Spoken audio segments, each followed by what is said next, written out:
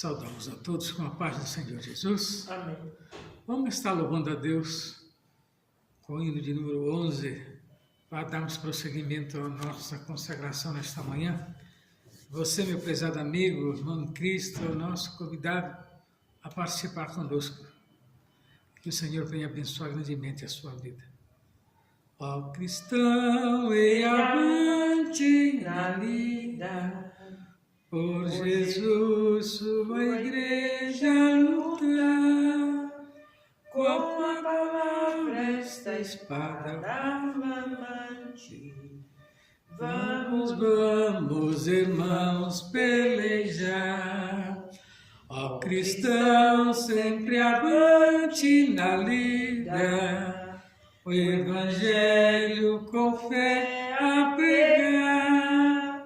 Ao trabalho o Senhor nos convida, vamos, pois, com Jesus pelejar. Ó cristão, e avante, boa nova aos perdidos levar, por cidades erguer adiante, salvação vamos nós proclamar. Ó cristão, e avante na vida, o Evangelho com fé a pregar. Ao trabalho o Senhor nos convida, vamos, pois, com Jesus pelejar. Ó cristão, e avante, pois a aurora já vemos raiar, desse dia que Cristo triunfante neste mundo há de sempre reinar. Ó cristão, sempre avante na vida, o Evangelho com fé a pregar.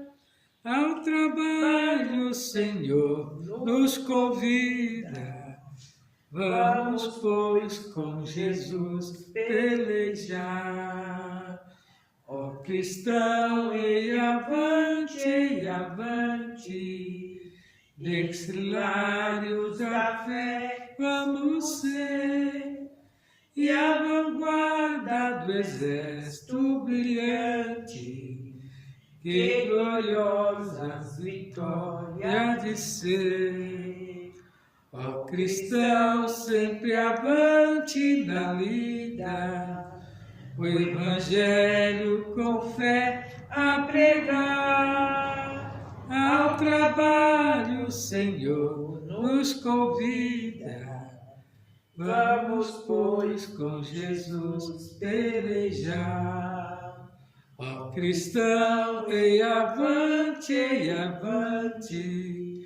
com coragem sem nada temer, com Jesus divinal comandante, nós havemos, irmãos, de vencer.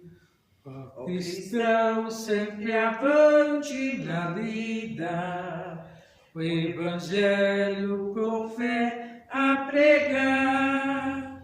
Ao trabalho o Senhor nos convida, vamos, pois, com Jesus pelejar. Graças a Deus que até aqui o Senhor tem nos ajudado.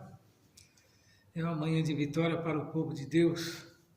Vamos estar meditando na palavra de Deus no livro Evangelho segundo escreveu Mateus, capítulo 5, a partir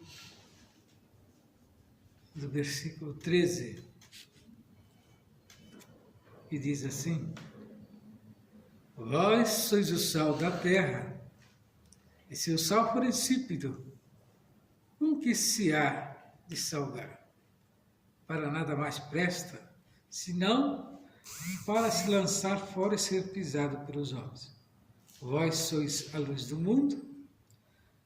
E não se pode esconder uma cidade edificada sobre um monte, nem se acende a candeia e se coloca debaixo do alqueire, mas no velador, e dá a luz a todos que estão na casa.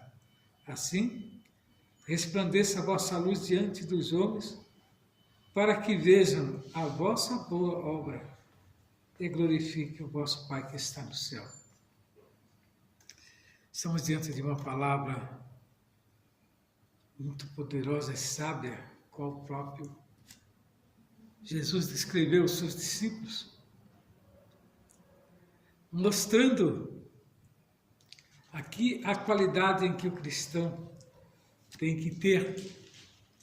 Seu conhecimento adquirido das coisas de Deus não pode ficar simplesmente restrito a 4 paredes, a uma pessoa, a um grupo, mas tem que ser levado adiante, pois o mundo jaz no maligno. Vemos os acontecimentos que têm surgido, as coisas que vêm acontecendo no intuito de fechar as portas para a salvação, porque a partir do momento que a mensagem do Evangelho fica restrita a 4 paredes, simplesmente ela não vai alcançar aqueles que são necessitados. E o cristão tem que ter essa consciência, que ele foi chamado por Deus para uma grande obra. Que Jesus, quando deu a sua vida na cruz do Calvário, ele tinha somente um intuito, que era restabelecer novamente o contato do homem para com Deus, com o Pai, que havia perdido quando os nossos pais, ali no jardim do Éden, vieram, a cair, a pecar, e praticamente a humanidade ficou destituída da glória de Deus. Agora teria que surgir um Salvador, e o único que propôs e que tinha as qualidades para salvar o mundo era Filho de Deus, Jesus Cristo. E aqui ele nos chama a prestar atenção, e ele faz a comparação do sal e da luz. Nós vemos que o sal, ele serve para o tempero. Uma comida sem sal, ela fica insalubre, sem gosto. Mas para isso o sal tem que estar, no ponto, no tempo, não pode estar insosso. O sal insosso é aquele sal que já passou do tempo, não salga mais. Então, é somente aquele elemento que serve para ser jogado, no chão e ser pisado pelos homens, porque era costume em Jerusalém, quando chovia, aqueles que trabalhavam com o sal, jogavam o sal nos caminhos onde que tinha aquelas águas e eram pisados pelas pessoas, e assim Jesus comparou o sal insosso. Então nós não podemos ser esse tipo de tempero, mas está programado na mão de Deus para quando ele necessitar de nós estarmos preparados para levar a palavra. E aquilo que ele nos dá, que é a palavra, o Evangelho, ele não pode ficar restrito somente a nós. Quando nós entregarmos a Jesus as nossas almas, nós tínhamos um objetivo que ele disse: ide por todo o mundo, pregai o Evangelho. Estão trazendo a mensagem para os dias de hoje, quando ele escreve na grande comissão, ortogando a nós o direito de levarmos esta palavra como verdadeiro cristão. E ele continua dizendo: vós sois a luz do mundo, e não se pode esconder a cidade edificada sobre o monte. E nem se acende a candeia e se coloca debaixo do alqueire, mas no velador, e dá luz a todos que estão na casa. Há denominações que se restringiram a eles mesmos, e agora o Evangelho é pregado somente ali, no meio onde convive, mas não é assim. O Evangelho ele tem que ir além das fronteiras, Essa é a luz tem que iluminar todo mundo que está em trevas. O que adianta se formar, aprender e ficar simplesmente restrito? sem levar esta palavra a quem necessita. Mas desta manhã, meu prezado amigo, irmão em Cristo, eu trago ao seu conhecimento que Jesus é o Salvador do mundo. Ele requer de nós, né, que nós saiamos e pregamos esta palavra. E a gente vê aqui que no texto sagrado, vamos aprender sobre a importância do papel do cristão neste mundo, quando é comparado como o sal da terra e luz do mundo. O sal é o símbolo da conservação, da preservação. O sal é o que dá sabor ao alimento. Este mundo ainda é preservado por causa da Igreja de Cristo na terra. A luz é o símbolo da vida, do esclarecimento, é o antídoto contra a escuridão e as trevas. A Igreja brilha neste mundo de treva. A luz de Cristo é quem reflete na sua Igreja e se torna o farol para iluminar o mundo inteiro. Veja a comparação que ele faz com o crente. Então essa luz é a Igreja brilhando na terra. Teve uma determinada missionária que ela teve uma visão, que ela ficava em dúvida a respeito das igrejas, especialmente as igrejas de porte pequeno. E ela foi orar a Deus.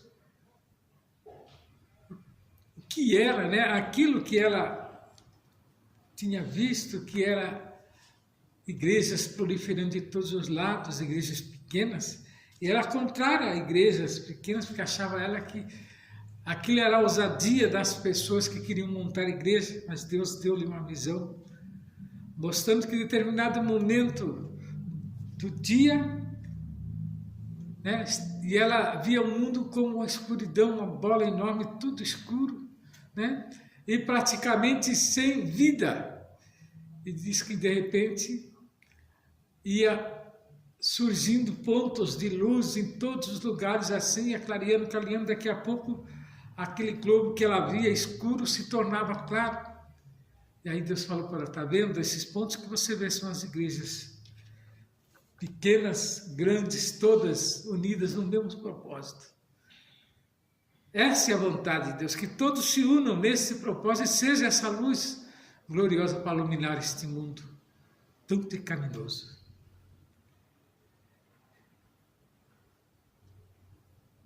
E a Bíblia traz a importância do sal em várias passagens bíblicas que nós vamos estar relatando para os irmãos. Reconhecendo a importância do sal para dar sabor aos alimentos, o patriarca Jó faz a seguinte pergunta: comer-se-á sem sal o que é insípido? Ou haverá gosto na clara do ovo? Ouvi alguém dizer de determinada pessoa o seguinte: fulano não tem sal nem açúcar, ou seja, é uma pessoa que não é salgada nem doce. É uma espécie de pessoa insípida, que não tem sabor nem graça. Porém, o cristão precisa ser o sal verdadeiro e de boa qualidade. Por que de boa qualidade? Porque da boca dele saem palavras para abençoar e para amaldiçoar. Olha o perigo. E muitas das vezes, né, o homem não se cuida para usar as coisas de Deus. Lá em Levítico 2:3, nós vemos Moisés, quando ele escreve sobre a importância do sal que nos oferta, dizendo: toda oferta dos teus manjares salgará com sal, e não deixarás faltar a tua oferta de manjares, o sal do concerto do teu Deus. Em toda a oferta oferecerá sal. Por 3 vezes é recomendado o sal nas ofertas dos filhos de Israel ao Senhor. Então a importância que tem esse elemento, né, é porque desde a antiguidade já era usado ele para salgar os alimentos. A Bíblia ainda fala lá em Números 18:19 a respeito do conserto perpétuo do sal perante o Senhor. Tem hábitos orientais que, por costume, ratificar as suas promessas e alianças por meio de presente de sal. Para eles o sal é o emblema da preservação e da constância da fidelidade. Uma aliança feita não podia, em hipótese alguma, ser quebrada. Veja a importância deste elemento. Gerações e gerações inteiras viveram, na dependência do sal. Por isso que Jesus pegou e comparou. Vós sois o sal da terra, e comparou também com a luz. E a luz do mundo. Graças a Deus. Em Crônicas 13:5, Abias, rei de Judá, afirmou que a aliança feita entre o Senhor Davi e as suas descendências era um concerto de sal. O sal aqui tem o sentido da perpetualidade. Em Marcos 9:50, Jesus disse: tende sal em vós mesmo e paz uns com os outros. Observe como Jesus usava esse elemento. Lá em Colossenses 4:6 nós vemos o apóstolo Paulo dizer que a vossa palavra seja sempre agradável e temperada com sal, para que saibais como vos convém responder a cada um. Vamos ver? Que nós devemos ter, esse tempero comparado no nosso procedimento, que é tão desagradável quando a gente fala, nossa, fulano é sem sal. Sinal que nós somos desagradáveis, e há pessoas que fazem questão de ser desagradável, e o cristão não pode levar esse título, porque é um título que não é agradável para aquele que faz uso da palavra. Que nesta manhã, meu prezado irmão em Cristo, amigo ouvinte da palavra de Deus, que você venha entender e compreender o que Jesus quer de você, o que Ele quer que você faça, com a palavra a qual foi te entregada, com a palavra ao qual ela tem guarida no seu coração, mas não tens levado aqueles que necessitam. Seja a luz do mundo, seja um sal apropriado para salgar, não um insípido, para ser pisado, mas venha nesta manhã encontrar com Jesus e mostrar que você está apto a fazer a sua obra. Você, meu prezado irmão em Cristo, amigo ouvinte da palavra de Deus, que o louvor, que a palavra nesta manhã tenha um encontro real para contigo, que você venha novamente trilhar os caminhos do Senhor e ser o sal da terra e a luz do mundo, e que todos que olharem para você vejam você como um verdadeiro cristão, e que o Senhor venha abençoar grandemente a sua vida e dar-lhe uma oportunidade, pois eu tenho certeza que esta palavra falar no seu coração, que o Senhor venha abençoar grandemente a sua vida, de você da sua família, guardando-nos de todo mal. Passaria agora para que a missionária dê prosseguimento. Não saia da presença, que tem mais uma porção da palavra de Deus.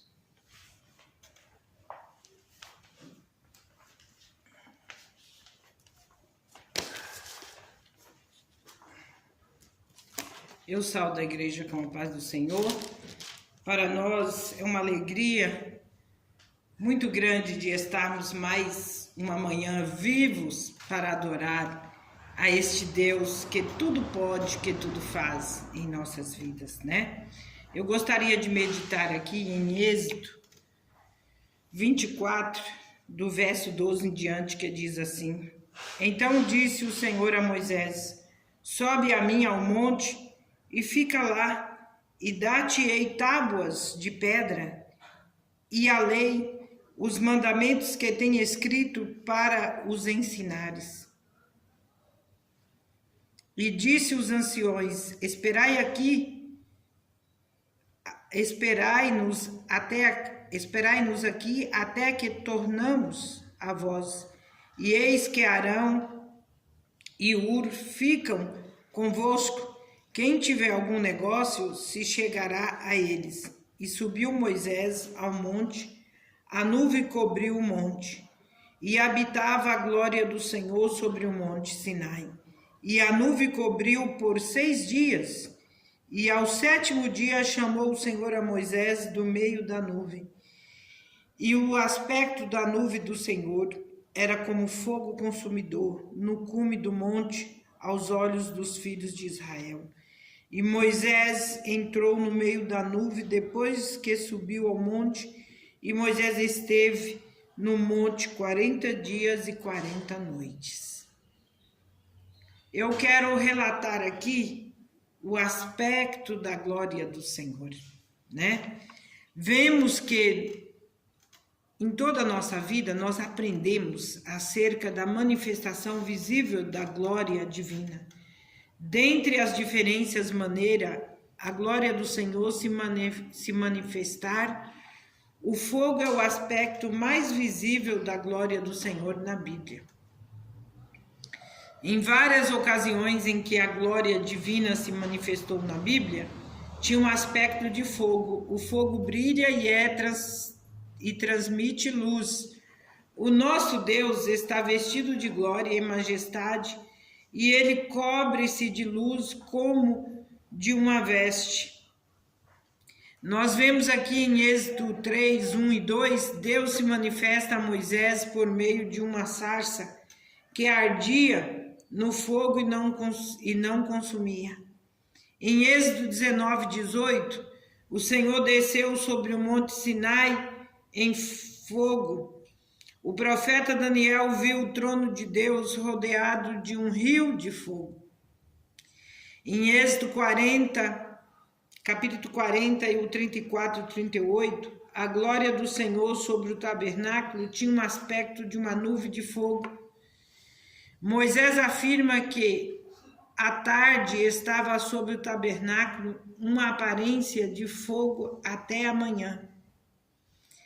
Em 2 Crônicas, a glória do Senhor encheu a casa do Senhor com um aspecto de fogo. O salmista Davi afirma: o Altíssimo levantou a sua voz e havia saraiva e brasas de fogo. No Salmo 29, 7, o salmista ainda diz: ainda que a voz do Senhor separa as labaredas de fogo. Coisa gloriosa. Nós vemos aqui o aspecto da glória de Deus. E a glória de Deus, ela é constante em nossas vidas. E sempre a glória de Deus será representada como fogo, como luz. E esse Deus foi o Deus que falou com Moisés ali naquele monte Sinai. Foi o Deus que envolveu Moisés no meio daquela nuvem para relatar para ele a sua glória e o seu poder. Nós vemos que em Ezequiel 1 e 27, o aspecto da glória do Senhor era como cor de ambar e como um fogo resplandecente ao seu redor. E mais adiante, o profeta Ezequiel completou: um homem misterioso, todo vestido de fogo, da cabeça até os pés. Esse é o nosso Deus. É por isso que nós sentimos a sua presença e podemos contemplar o poder da sua palavra, a autoridade que a sua palavra tem, né? Eu vejo que as pessoas, quando estão diante de Deus, elas temem a luz. A luz é algo que incomoda a pessoa quando ele está fazendo algo errado. Ele não quer ser visto. Só que a pessoa esquece que os olhos do Senhor é como chama de fogo. Esteja escuro ou esteja claro, ele está vendo corretamente o que estamos praticando, o que estamos fazendo. A falta de luz não inibe o nosso Deus de ver o que acontece nas escuridades deste mundo. Mas o nosso Deus, ele tem este poder, ele tem esta autoridade sobre o ser humano. E quantas das vezes o ser humano duvida da glória, da autoridade, do poder que Deus tem. E nós, quando apregoamos, relatamos este poder e esta autoridade a qual Deus tem para com nossas vidas, a qual Deus opera, a qual Deus faz. E nós vemos que o aspecto da glória de Deus tinha uma cor como um fogo, tinha uma cor de ambar e como um fogo resplandecente ao seu redor. E mais adiante o profeta Ezequiel complementou que um homem misterioso revestido de fogo. E esse homem misterioso não é ninguém mais do que o próprio Deus, né? Poderoso, revestido. E nós cremos nesta glória que é manifestada através da sua vida. O pastor aqui contou da irmã que preocupava com as igrejas, e o interessante que eu acho é que mesmo que a igreja seja pequena, não importa o tamanho, mas importa aquilo que apregoamos e aquilo que buscamos. E nós apregoamos a palavra desse Deus tão poderoso e buscamos a presença tão gloriosa dele em nossas vidas, e ele se manifesta. Então, cada porta dessa representa luz sobre a face da terra. Imagina quando se começa os cultos em todas as igrejas, onde a oração é primordial ao começar. E nós vemos que verdadeiramente há uma luz no mundo inteiro quando estamos apregoando, quando estamos falando a palavra de Deus. E isso incomoda ao inimigo das nossas almas. E isso incomoda os que são inimigos de Deus. Porque verdadeiramente a glória é impactante na vida daqueles que o seguem, que o temem. E verdadeiramente sobre as nossas vidas resplandece a luz gloriosa do nosso Deus. E isso é glorioso. E nós vemos aqui que sobre a antiga aliança, a glória do Senhor era vista como fogo. Porém, sobre a nova aliança, a glória do Senhor é manifesta como fogo dentro dos nossos corações, por meio do Espírito Santo que habita em nós. Essa glória era vista por fora. Agora, essa glória é vista dentro dos nossos corações. O Espírito Santo de Deus se manifestando sobre as nossas vidas. Orar no monte é uma experiência assim gloriosa. Quando está aquele clamor no monte, as folhas ficam todas acesas da presença e da glória de Deus. E ainda tem pessoas que duvidam da glória, que duvidam do poder. Não duvide, porque este poder, esta glória, este fogo, ele pode ser manifesto dentro do teu coração. E você expandir ele para fora, dando os testemunhos, testificando as grandes coisas que esse Deus tão glorioso tem feito na minha vida e na sua vida, e poderá fazer na vida de muitos, porque ele tem poder. Eu fico meditando, quando um pecador se arrepende, ele recebe esse fogo glorioso na sua vida, e sua vida é transformada. E eu gostaria de louvar a Deus com louvor, que fala sobre este fogo, né? A qual nós estamos falando aqui. Pecador, vem a luz, brilha para ti, lá na cruz do Salvador, onde a vida deu e do lado seu corre sangue redentor. Ó, vem já, como estás, vem agora ao Salvador.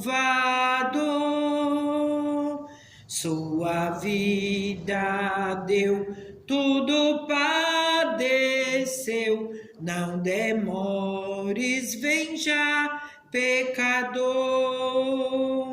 Na escuridão do jardim orou, tão aflito meu Senhor,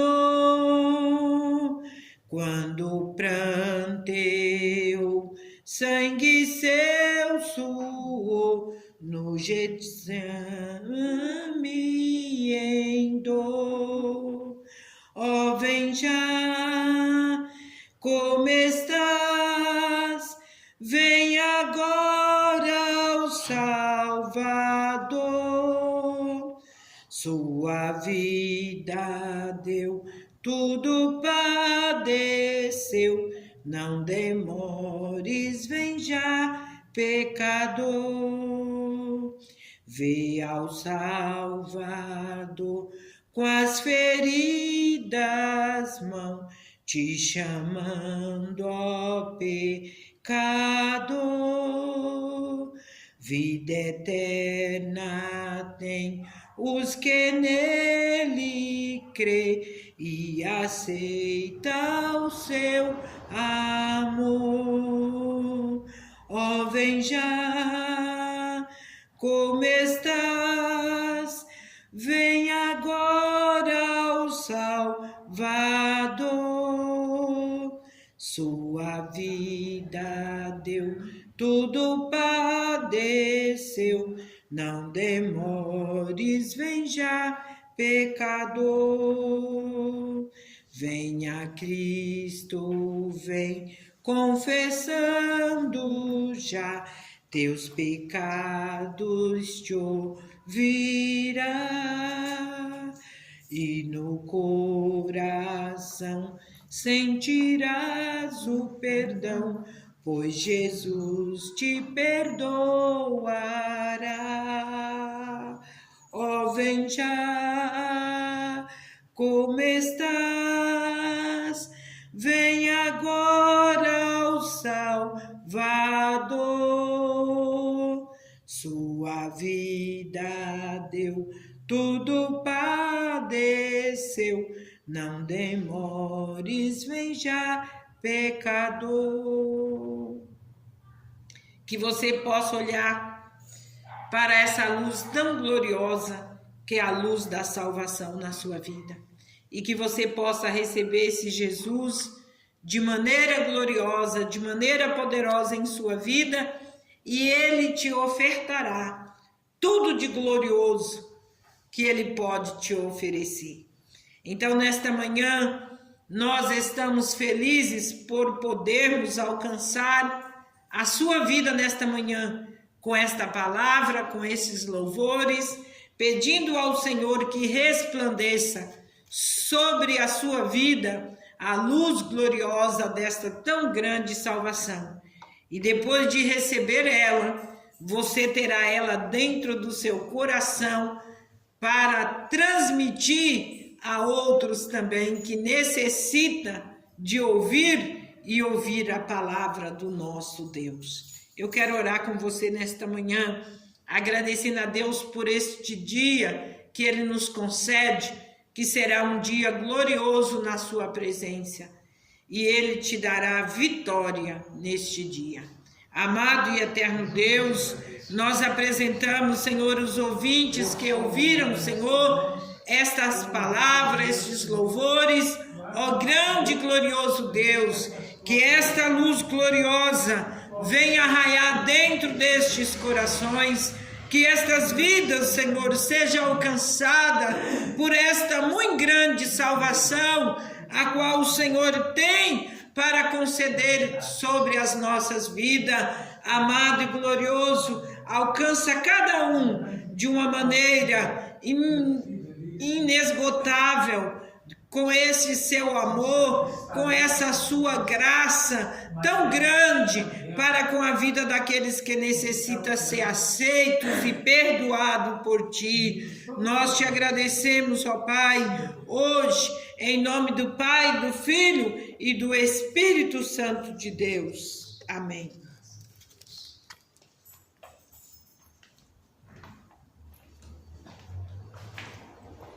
Nós somos gratos a Deus por tudo que Ele nos deu nesta manhã. Deixarei agora os dias de culto na nossa igreja aqui, que é todas segundas, quartas, sexta-feira, sábado, nós temos pela manhã a consagração das 9 às 11. E você é o nosso convidado especial para estar participando conosco. E que o Senhor venha abençoar grandemente a sua vida. E não deixe de buscar a presença do Senhor. Fique na paz do Senhor.